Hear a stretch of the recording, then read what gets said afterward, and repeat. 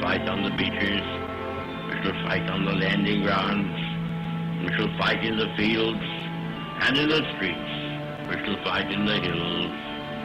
We shall never surrender. The constitutional point of view was critical for Jefferson's support of the Bill of Rights.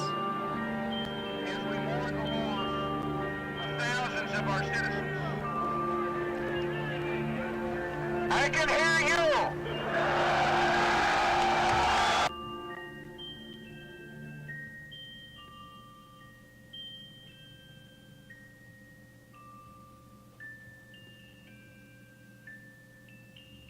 Is time running out? It's Saturday. Welcome to the Hayden Collins radio program, the Intelligence Syndicate.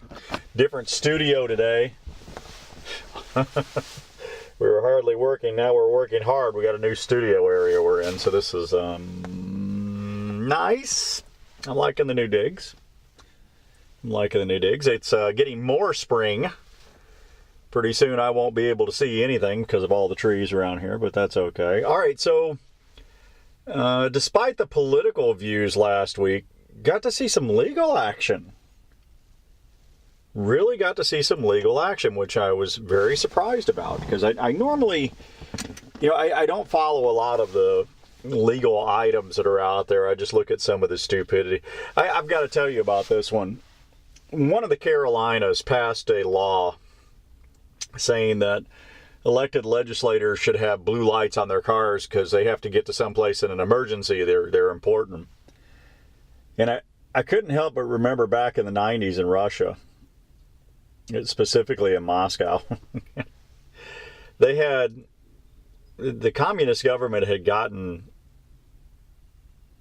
I don't know what the word for this is, overimportant,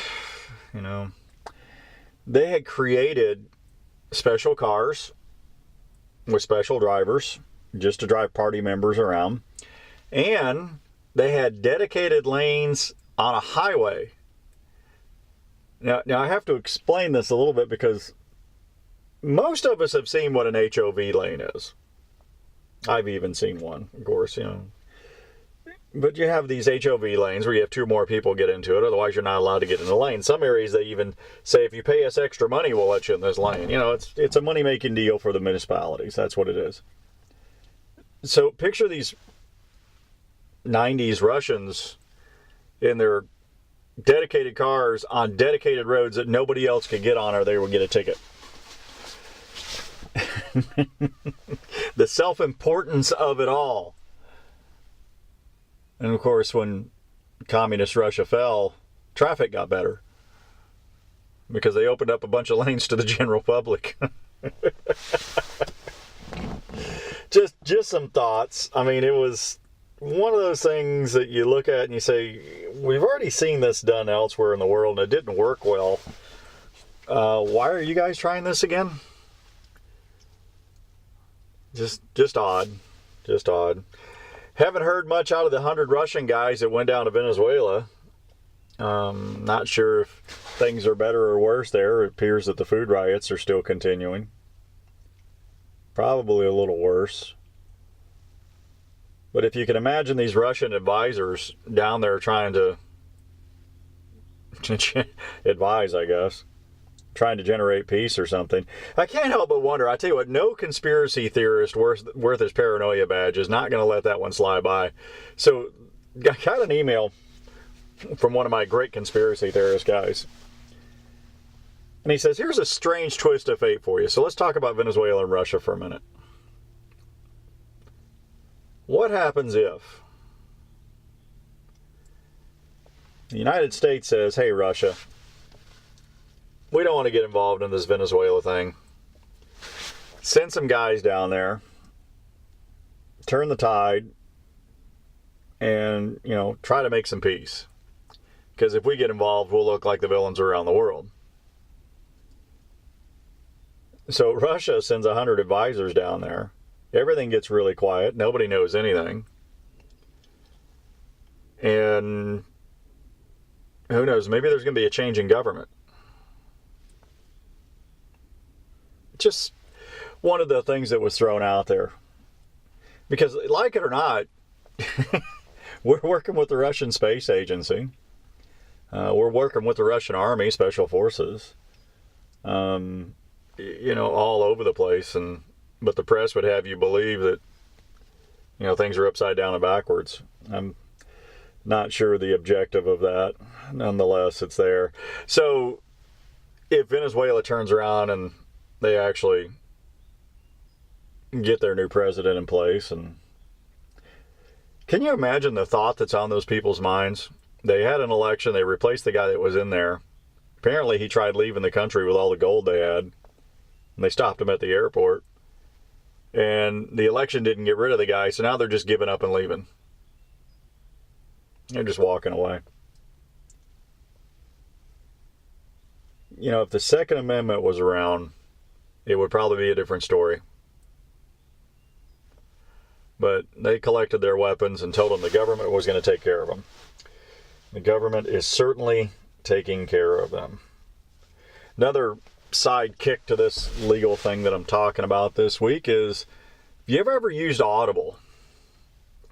It's a online verbal book service, if you will. They record it and have narrators read your books for you. In the middle of my doctorate program, some of the books were on there, and I'm going, oh my gosh, I've got to get those. And I actually listened to them while I was on the plane and took notes, and it worked out well. But apparently,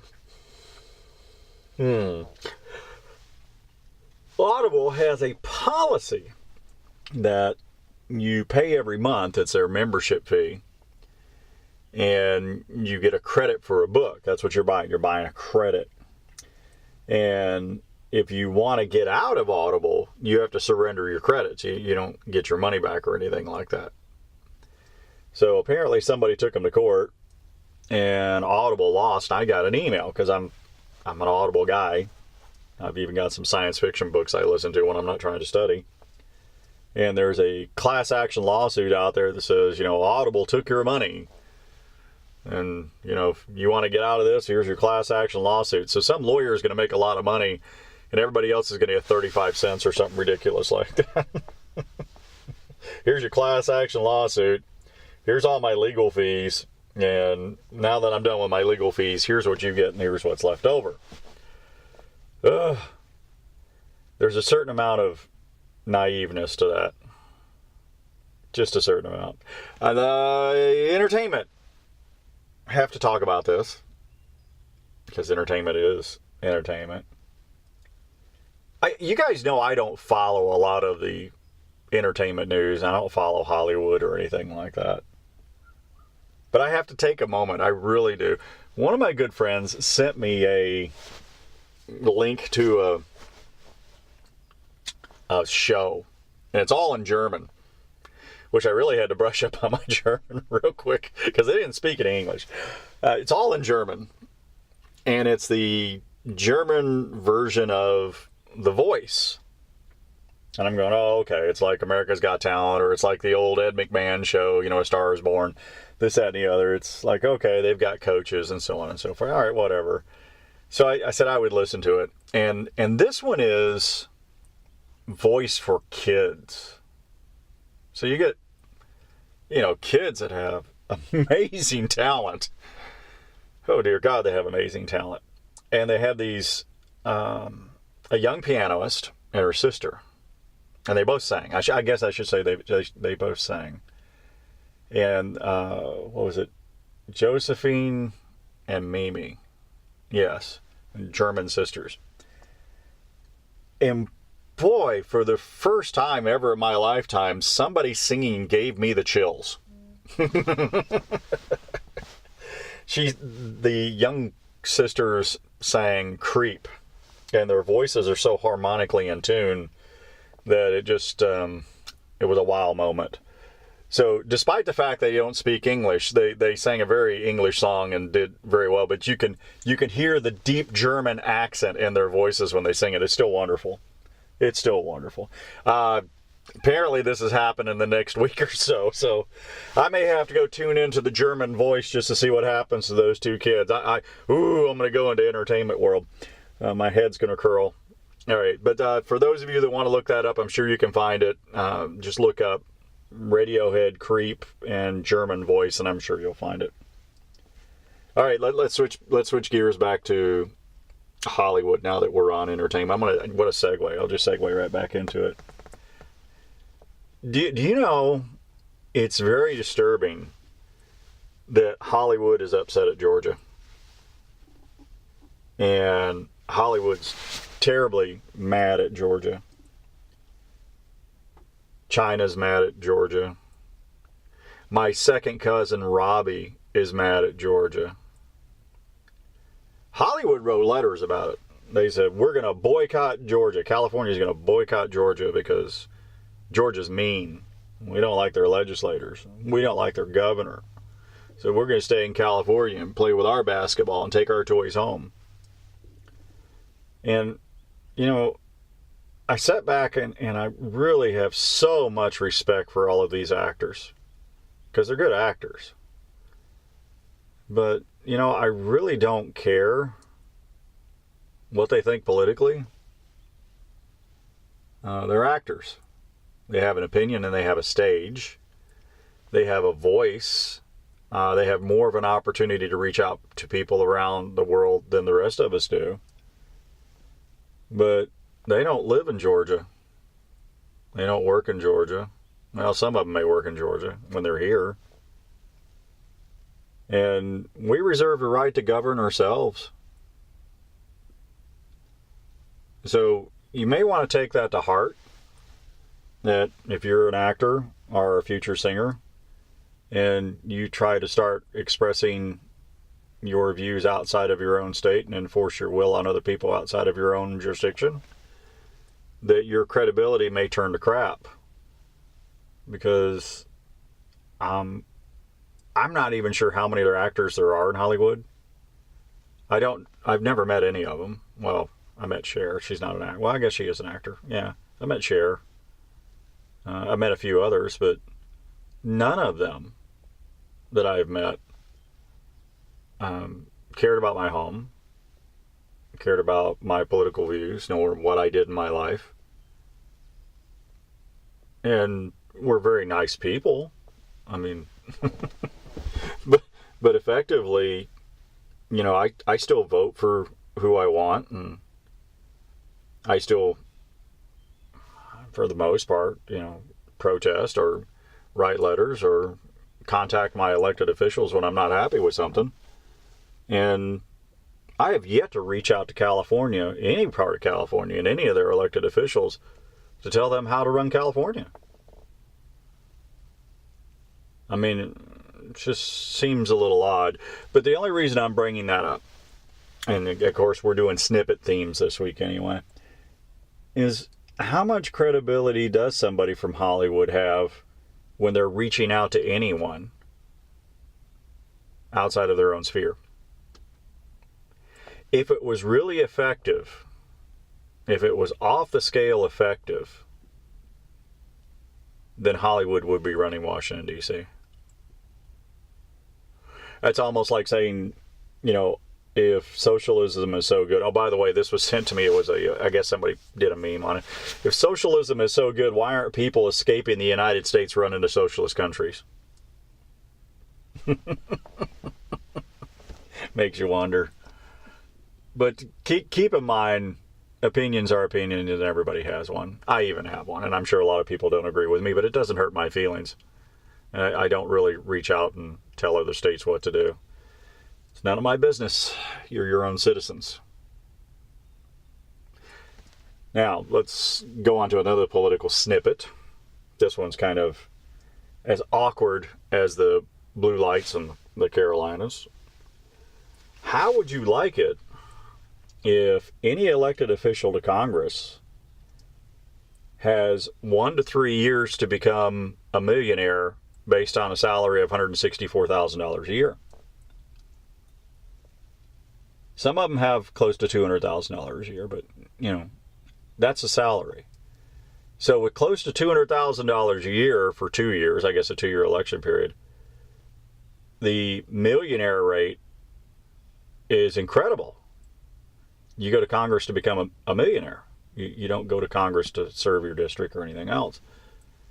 And there's a party of individuals, a group of individuals that are going, well, the president's a billionaire. We want to see his tax returns.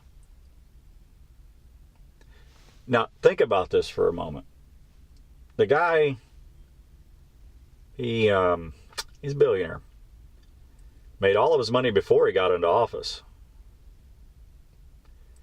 So it kind of makes you wonder that if anybody needed to see anyone's tax returns, it should be the tax returns of the individuals that are making less than $200,000 a year, but all of a sudden become millionaires inside of 2 years. Now, I'll hit the punchline for you before you get there. You know how people go to jail for insider trading? You know, Martha Stewart went to jail. Oh, she went to jail for lying. It was insider trading. You know, Hillary Clinton's got a jail sentence waiting for her for all the lies she told if they hold that standard, but there's two separate sets of laws.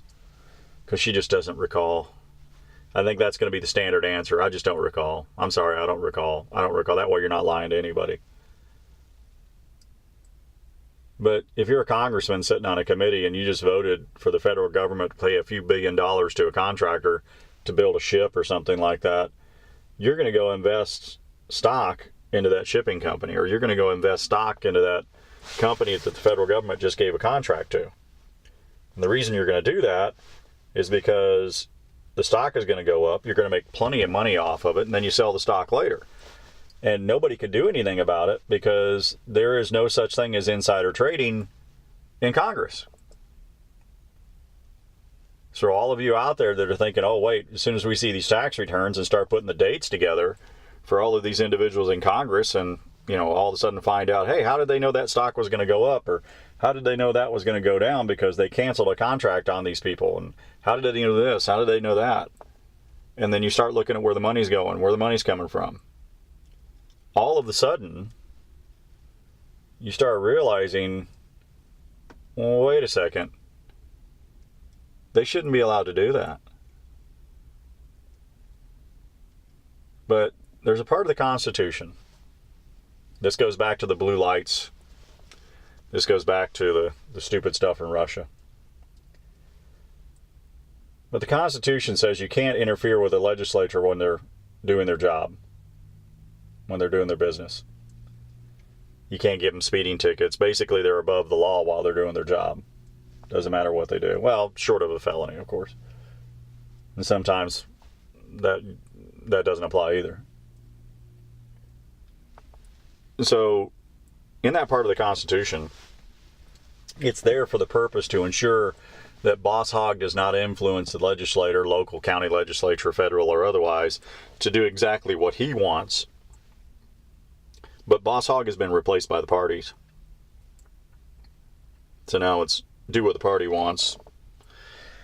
I'm so tired, and an entire generation is getting tired of seeing the parties being represented in our government instead of the districts. Party platforms are radical beyond your wildest dreams, only to reach the base, and then they bid on, the independents. See, the unfortunate thing here is the base selects who runs for office. If the base didn't select who was running for office, then the people would select who's running for office. Because keep in mind, only party members are allowed to vote in the primaries to elect party members to run for the seat. And since that's happening, we get whatever the party gives us. So if you ever wonder why voter turnout is not so big, maybe it's they don't like voting for parties. Just a thought. Just a thought. All right, we come back from the break. We got Oops, I Arted again. And if you guys missed last week's, you missed something big. Statues that are too sexy. Oh, God. I wonder if the liberals are going to tear those down. We'll see. We'll see. All right, we'll see you after the break.